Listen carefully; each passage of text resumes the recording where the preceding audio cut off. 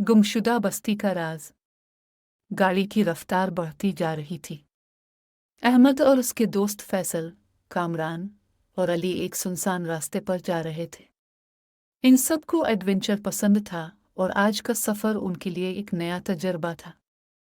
वो एक ऐसी बस्ती की तरफ जा रहे थे जिसके बारे में कहा जाता था कि वो गुमशुदा है।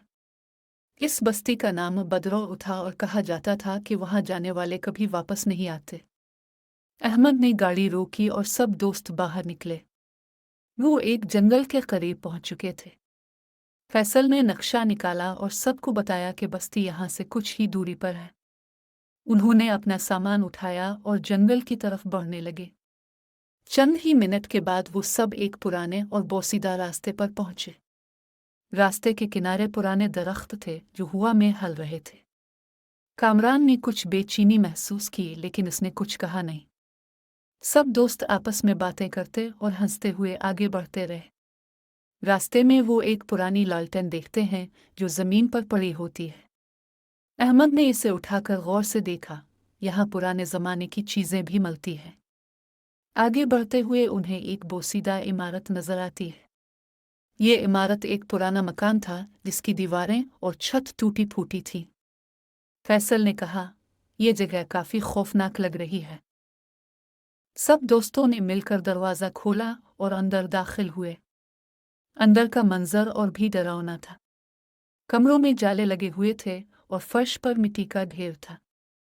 अली ने कहा, हमें यहाँ कुछ देर रुककर आराम करना चाहिए। सब ने अपने बैग रखे और आराम करने लगे। अहमद ने एक खिड़की के पास जाकर बाहर देखा।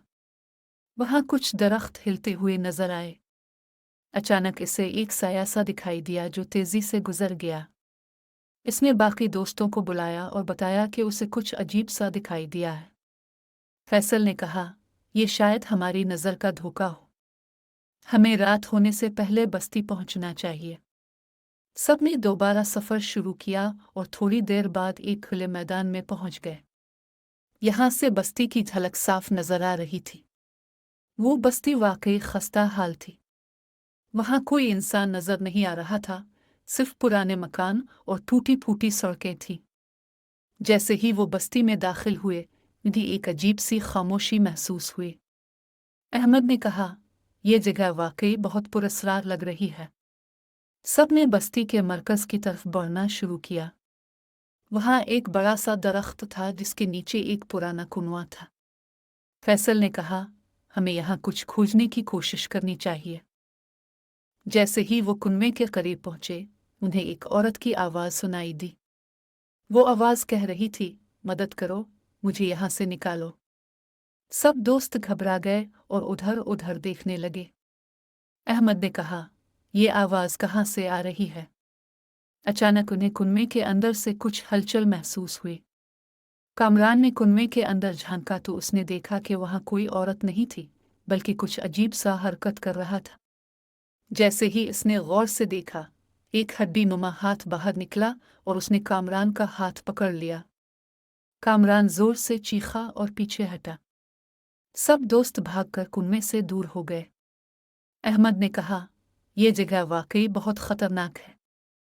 हमें यहाँ से निकलना होगा। लेकिन अभी वो कुछ और सोच ही रहे थे कि अचानक चारों तरफ से धुंध सी छा गई। उनकी नज़र कुछ भी देखने में नाकाम हो गई। अली ने कहा, यह क्या हो रहा है? हमें यहाँ से फौरन निकलना चाहिए। सब ने अपने कदम तेजी से बढ़ाए और बस्ती से बाहर निकलने की कोशिश करने लगे। लेकिन उन्हें रास्ता नहीं मिल रहा था। हर तरफ सिर्फ धुंध ही धुंध थी। फैसल ने कहा, हम किसी अजीब जाल में फंस गए हैं। अचानक उन्हें एक पुराना आदमी नजर आया जो उनकी तरफ बढ़ रहा था। इसके कपड़े पुराने और फटे हुए थे। इसने कहा, तुम लोग यहाँ क्यों आए हो? ये जगह तुम्हारे लिए नहीं है। अहमद ने जवाब दिया, हम सिर्फ यहाँ की खोज करने आए थे। हमें मुआफ कर दें, हम यहाँ से जाना चाहते हैं। बूढ़े आदमी ने कहा, यहाँ से निकलना इतना आसान नहीं है। यहाँ की बदरूहें तुम्हें जाने नहीं देंगी। सब दोस्त डर गए और उन्होंने बूढ़े आदमी से पूछा, हमें क्या करना होगा?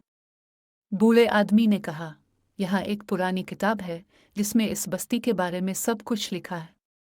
अगर तुम उसे ढूंढ कर इसमें लिखी हिदायत पर अमल करोगे तो शायद तुम यहाँ से निकल सको। सब दोस्तों ने मिलकर किताब की तलाश शुरू की। उन्होंने बस्ती के मुख्तलिफ मकानों में झांक कर देखा, लेकिन किताब नहीं मिली। आखिरकार वो एक पुरानी लाइब्रेरी में पहुंचे जहां किताबें बिखरी पड़ी थीं। फैसल ने एक किताब उठाई और इसमें लिखा हुआ देखा। किताब में लिखा था कि बस्ती की बदरूहों को आज़ाद करने के लिए उन्हें एक मखसूस जुमला पढ़ना होगा। अहमद ने जुमला पढ़ा और धुंध आहिस्ता आहिस्ता ख़त्म होने लगी। बदरूहें उनके सामने जाहिर हुईं और कहा, तुमने हमें आज़ाद कर दिया है, अब तुम यहाँ से जा सकते हो। सब दोस्तों ने शुक्र किया और बस्ती से बाहर निकलने की कोशिश करने लगे। जैसे ही वो बस्ती से बाहर निकले, इन्हें रास्ता साफ नजर आने लगा। वो तेजी से चलते हुए जंगल से बाहर निकले और अपनी गाड़ी तक पहुंच गए। अहमद ने गाड़ी स्टार्ट की और सब दोस्तों ने एक दूसरे की तरफ देखा। वो सब खौफजदा थे लेकिन खुश भी थे कि वो इस गुमशुदा बस्ती से निकलने में कामयाब हो गए थे।